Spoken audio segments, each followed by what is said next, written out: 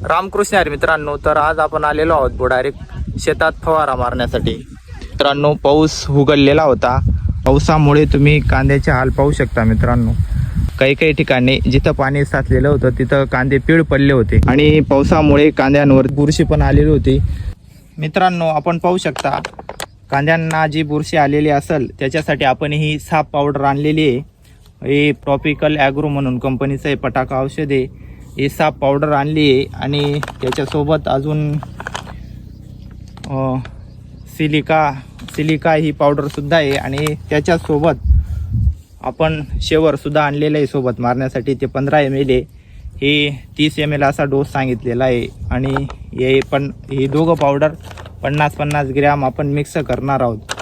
तर पाहूयात आता आपल्याला हे फवारा मारल्यानंतर कसा रिझल्ट भेटतो। आणि मित्रांनो, नेक्स्ट फवारणी मी या कांद्यांना कोणती करू तुम्ही कमेंट करून नक्की सांगा। रामकृष्ण हरी।